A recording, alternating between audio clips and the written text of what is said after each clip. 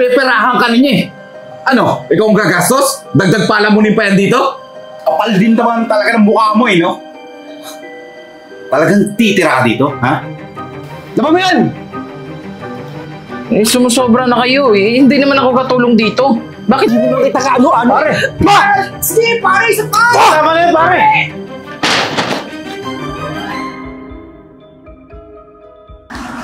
Tay, nakahingi ka na ba ng pera kay Eden? Gising ko nga lang eh. Asan ba yung babae yan? Oo ko ba dun? Nakakad pa naman ako. Oh, Upo ka muna, Jay. Sino to? yan ba yung bagong driver natin? Tingnan mo talaga si Eden, no? Kagastos ka pa, kukuha ka ng driver? Eh, kaya naman namin mag-drive. Oo nga. Tay, kuya, ano bang pinagsasabi niyo? Si Jay to, yung matagal ko ng boyfriend. Boyfriend? Malabo ba mata mo?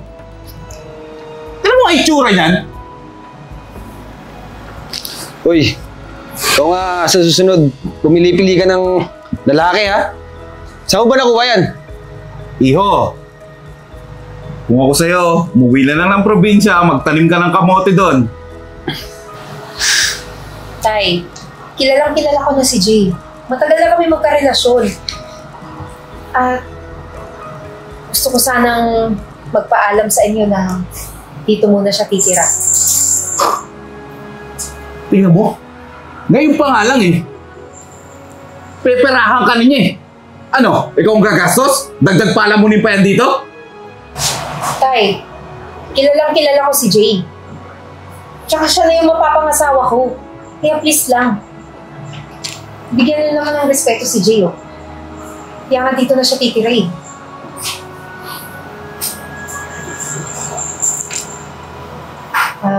Jay, samahan na kita din sa magiging kwarto natin. Tara na.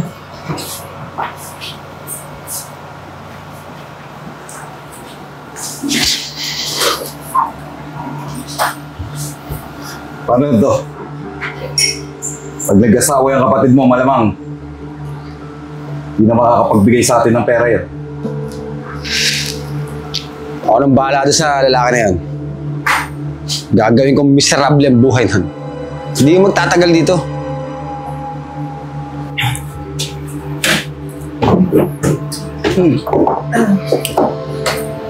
Tay, Kuya, Jay, gusto ko sana magpaalam sa inyo. May biglaan kasi kaming meeting sa Malaysia eh. Kaso matatagalan ako doon, mga ilang buwan. Kaya tay, Kuya, pakiusap ko lang sa inyo na ayusin nyo naman yung pagtrato kay Jay. Kaya mo, tsaka kami nang bahala dyan sa asa mo. Tsaka pasensya na kahapon, medyo na naglalapak ni kasi ng kuya mo eh. Tsaka, huwag kang mag-alala sa akin dito kasi maayos naman yung pakikitungo nila sa akin eh. Tsaka isipin mo yung sarili mo dun. Tsaka mag-iingat ka. O sige na, mauna na ako, baka malita ako sa flight eh. Tay ha? Kuya. Ingat. Ingat ka ha.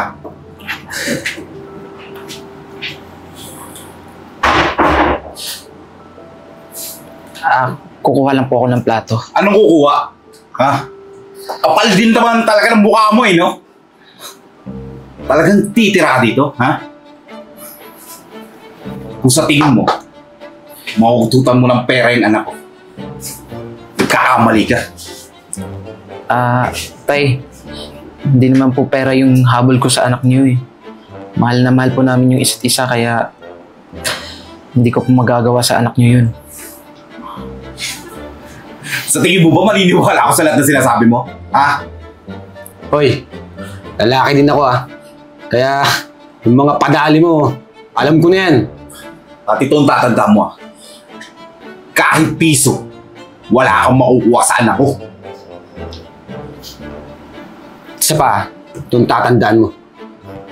Wala kang karapatan sa pera ng kapatid ko. Ano? Anong tinataka-taka mo dyan? Laban mo yung mga damit namin! At magluto ka! Nagugutom na kami, oh! Tsaka anong oras na? Sige na! Bisa mo ang kilos mo! Parang dadabog ka pa.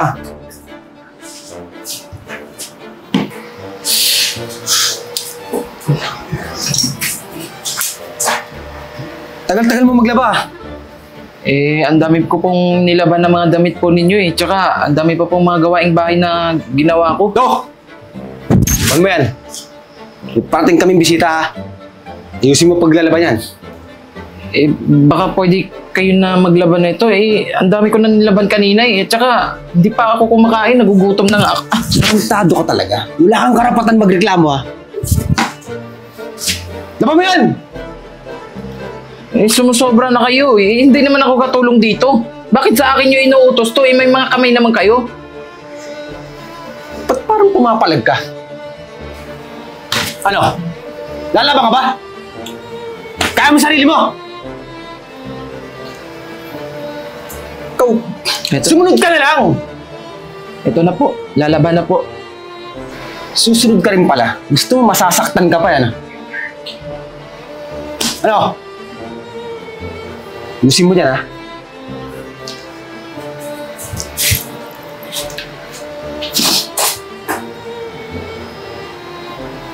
Pare, may iba tayo. Ito si parang Charles mukhang madalang na yata pumunta dito Tagal na wala no? Ano ba kayo, pare? Alam niyo naman nag-asawa na ako. Siyempre, minsan na lang akong malibre. Alam niyo naman, di ba? May pagka-dragon yung asawa ko. Totoo ba yan? Tinu ka na. Baka mamaya, kakilala kita. Pare, wag mo naman igaya sa'yo.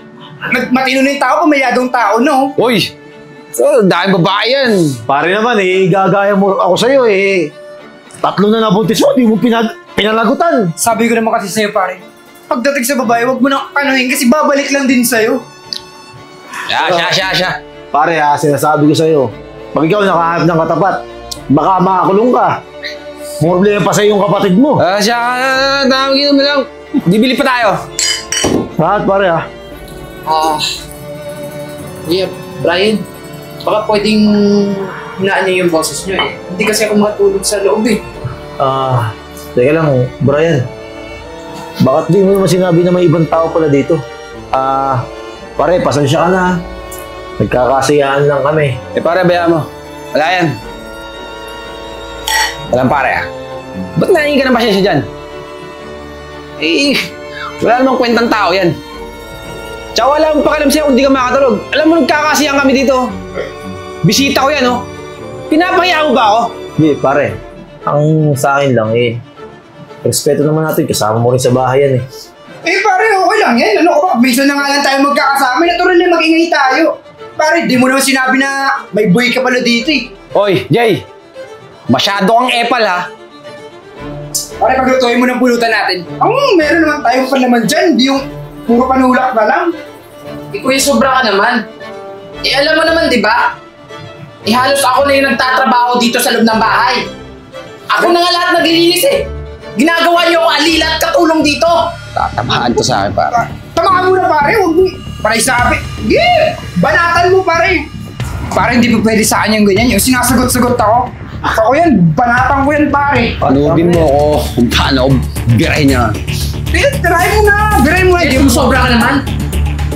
Kita mo na, Mga kaibigan mo, tinatrato mo na parang tao. Samantalang ako, halos hindi lang ako kumakain dito. Banatan mo na, pare. Hindi mo kita kaano-ano.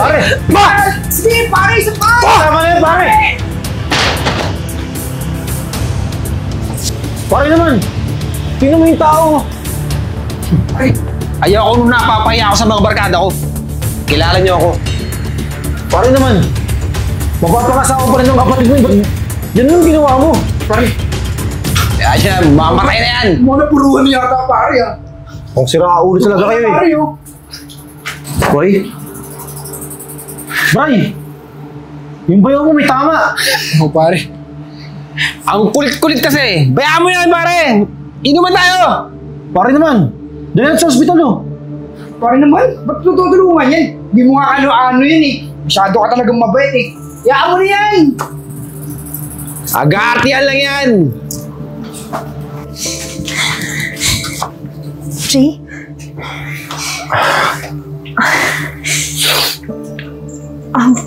Charles, kamusta na daw yung kalagayan ni Jay?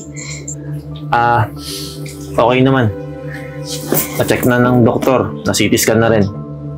Buti daw, wala nangyaring masama sa asawa mo. Stable na yung pasyente. Salamat naman kung ganun.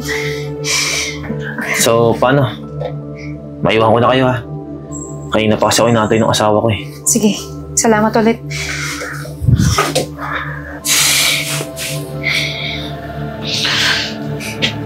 Jay, Eden?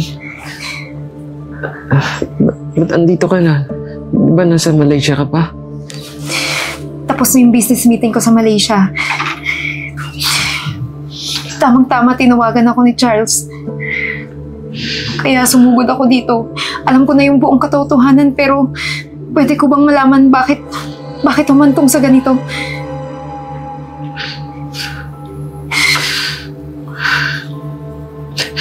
Yung pamilya ko. Yung pamilya mo yung may gawa sa akin ito. Lalong-lalo na yung kuya mo. Minamaltrato. Minamaltrato ako ng pamilya mo. Wala naman akong ibang ginawa eh. Kung hindi sundin lahat ng mga gusto nila. Pero Jay, bakit hindi mo sa akin sinabi agad? Bakit ba kailangan humantong sa ganito? Ayoko lang naman kasi na mag-alala ka. Tsaka iniisip ko rin yung trabaho mo. Kasi nga, di ba, importante sa'yo yung meeting na yun. Jay, mas importante ka kesa sa trabaho ko. Paano na lang kung nawala ka? Di ba nangako tayo sa isa't isa?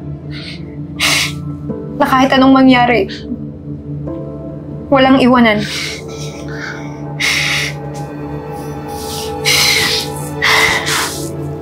Hindi ako papayag sa ginawa nila sa'yo.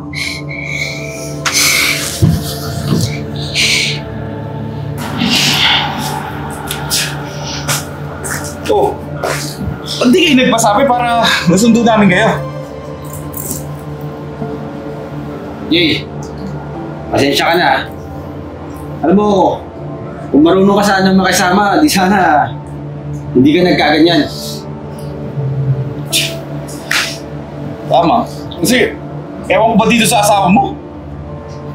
Eh, kung nakikisama ka sana sa amin dito sa bahay, kung ginagawa mo yung mga gawain dito, tumutulong ka, di sana nagkakaganyan. Ganyan ba kayo humingi ng pasensya? Sinisisi niyo yung tao?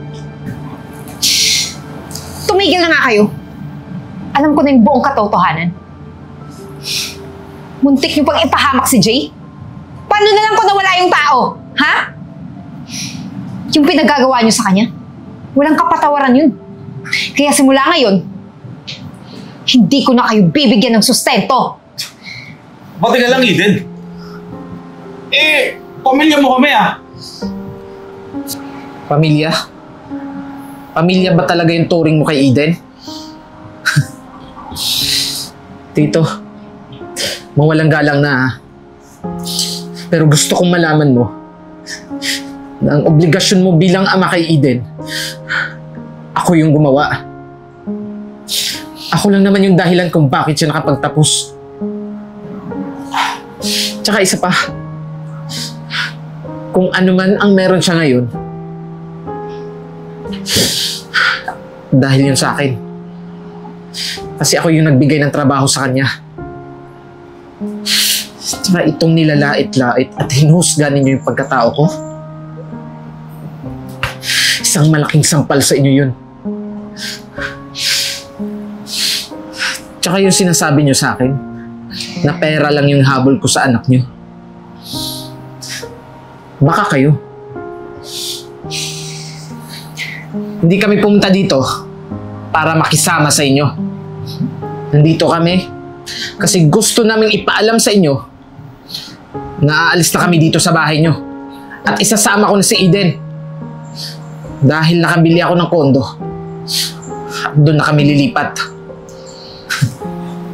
Kaya kayong dalawa, hindi ko kayong mapapatawad. Lalo ka na, kuya. Kaya hintayin yung kaso nyo.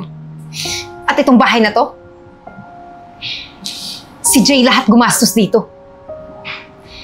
Kaya pwede namin kunin to sa inyo. Pero huwag kayong mag-alala. May bahay pa naman kayo eh. Doon sa kulungan. Dahil masisiguro ko na doon ang pupuntahan niyo. Tara na, Jay.